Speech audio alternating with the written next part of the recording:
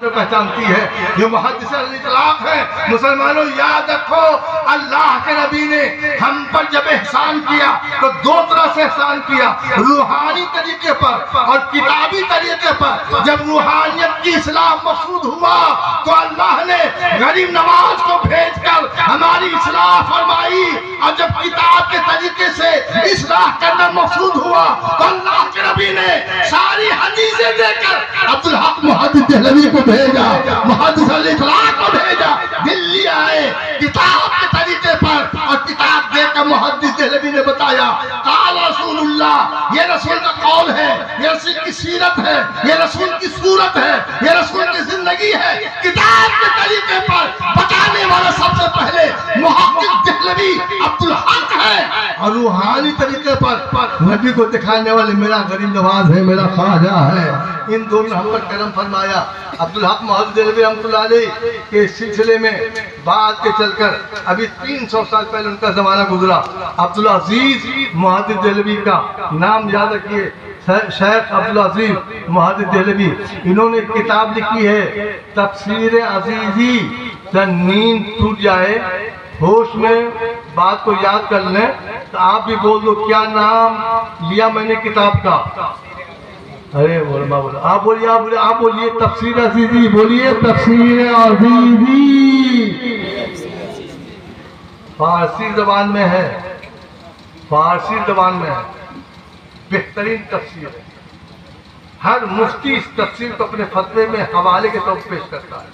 تفسیر عزیزی میں یہ لکھا ہے، تفسیر عزیزی شیخ عبدالعزیز محدث دہلوی مصنف فرماتے ہیں، الا ان اولیاء اللہ کی تفسیر کرتے ہوئے، ولی جب تک زندہ ہوتا ہے، جو جاتا ہے رحمتیں لے کر لوٹتا ہے، اور جب ان کا وصال ہو جائے تو قبر پر جانے والوں کو اللہ 70 نعمتیں عطا فرماتا ہے۔ زندگی میں تو ایک، مرنے کے بعد 70، وصال کے بعد 70، اور آگے آپ لکھتے ہیں کہ ایک دن میں دلی میں بیٹھا ہوا تھا، چند لوگ ایک محلے سے آئے، انہوں نے آ کر مجھ سے کہا حضرت فلاں محلے میں ایک مزار ہے، اس مزار سے کچھ کرامتیں ظاہر ہو رہی ہیں۔ تو میں نے ان سے کہا کہ نماز روزہ نہیں کرتے ہو، صرف کرامت ولایت کی بات کرتے ہو؟ ڈانٹ ڈپٹ کر بھگا دیا۔ اس محلے میں پھر لوگ آئے، کہا اس مزار پر کچھ کیجئے ورنہ لوگ اینٹ اٹھا لے جائیں گے، صاحب مزار کی بے حرمتی ہوگی۔ میں نے چند لوگوں کو بیٹھا لیا، ان کو بیٹھا کے میں نے پوچھا تم نے مزار پر حاضری دی؟ کہا ہاں۔ کہا کرامت دیکھی؟ کہا ہاں۔ کہا کیا دیکھی؟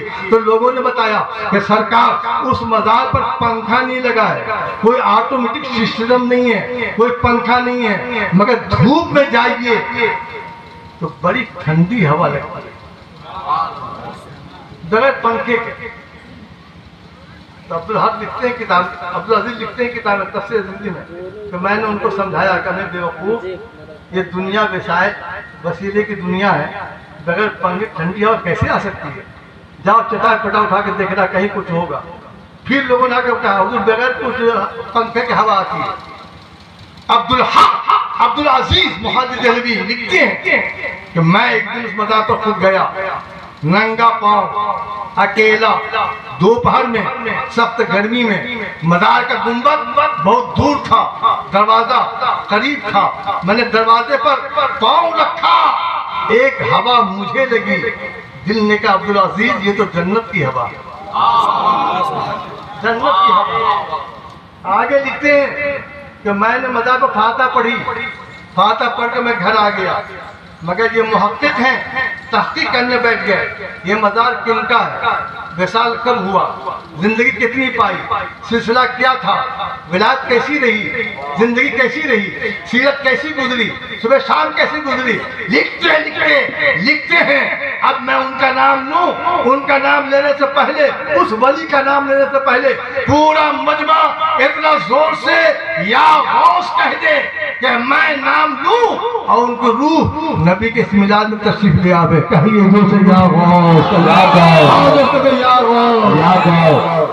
لکھتے ہیں کہ تحقیق کرتے کرتے پتا چلا کہ یہ مزار सिलसिले नक्श बंदिया के बहुत बड़े बुजुर्ग, सिलसिले चिश्तिया के, सिलसिले नक्श बंदिया के, नक्शबंदी चिश्ती सिलसिले के बहुत बड़े बुजुर्ग हजरत ख्वाजा बाकी बिल्लाह का मज़ार है। सुभान अल्लाह, ख्वाजा बाकी बिल्लाह का ये मज़ार है। ख्वाजा बाकी बिल्लाह का नाम आपने सुना है मुसलमानों? मैं सरकार की बारगाह में अदब एहतराम के साथ 2 मिनट बुलाने का सबूत दे रहा हूँ। ख्वाजा बाकी बिल्लाह रहमतुल्लाह अलैह बहुत बड़े वली हैं। इनकी विलायत का अंदाजा आप इससे लगाओ कि 11वीं सदी के मुजद्दिद हजरत मुजद्दिद अल्फसानी रहमतुल्लाह अलैह इन्हीं के मुरीद हैं। कहो तो सुभान अल्लाह। मुजद्दिद अल्फसानी इन्हीं के मुरीद हैं, इन्हीं के खलीफा हैं। मुजद्दिद अल्फसानी रहमतुल्लाह अलैह लिखते हैं कि एक मर्तबा मुझे ख्याल हुआ कि अल्लाह ने मुझे विलायत में कौन सा मकाम अता किया, तो मैंने अपना मकाम ढूंढा। जमीन के तहत तक, आसमान की बुलंदियों तक, अर्श आज़म तक मैंने अपने आप को पाया। आसमान की फजाओं में, जमीन की खलाओं में, दुनिया के हर शय में, दमंदर की तहों में मैंने अपने आप को पाया। मुजद्दिद अल्फसानी कहते हैं मैंने अपने आप को पाया, हर जगह पाया।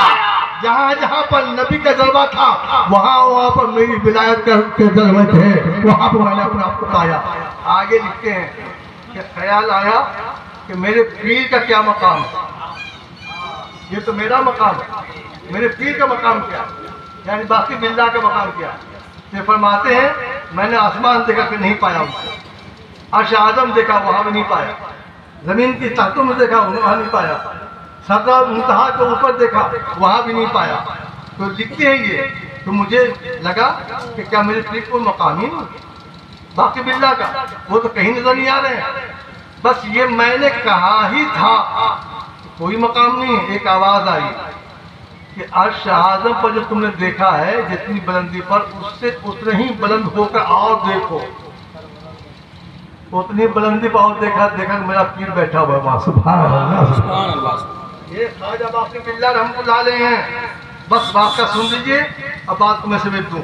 ख्वाजा बाकी बिल्लाह रहमतुल्लाह लिखते हैं कि हज़रत अब्दुल अज़ीज़ मुहद्दिस देहलवी लिखते हैं कि ख्वाजा बाकी बिल्लाह के पड़ोस में एक मुखालिफ था, एक हासिद था।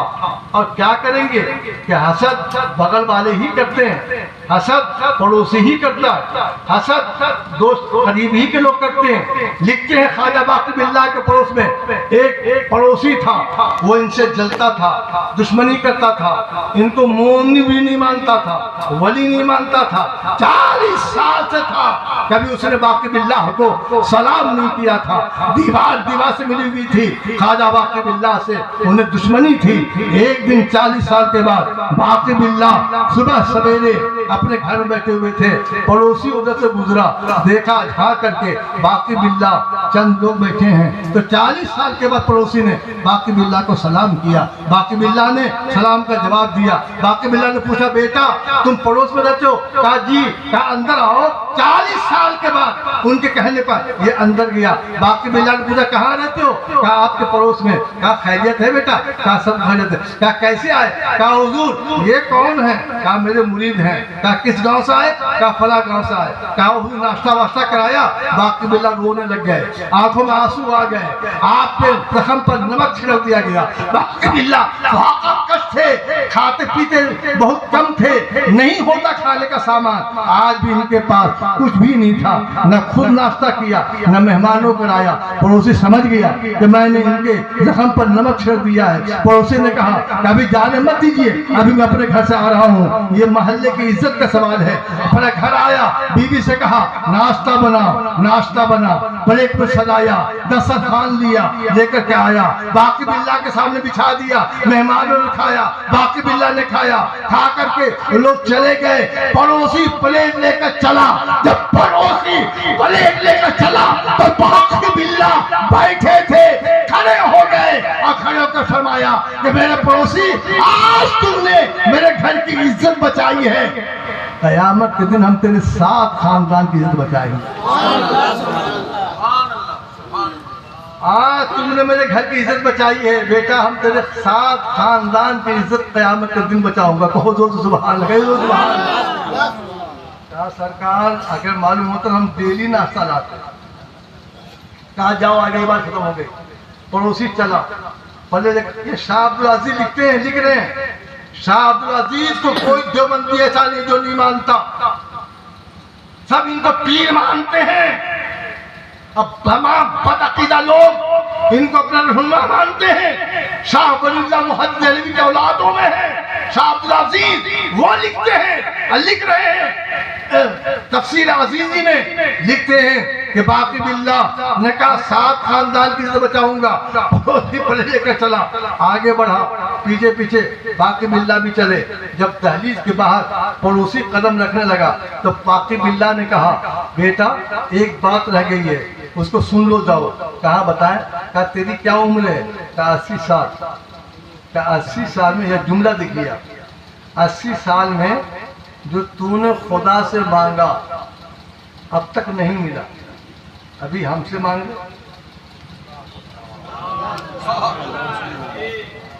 میں اتنا زور دے رہا ہوں جملے پہ زور غور کیجیے تاکہ آپ میرے کو فتویٰ نہ لگا. 80 سال میں جو تو نے خدا سے مانگا اب تک نہیں ملا, مجھ سے مانگ لے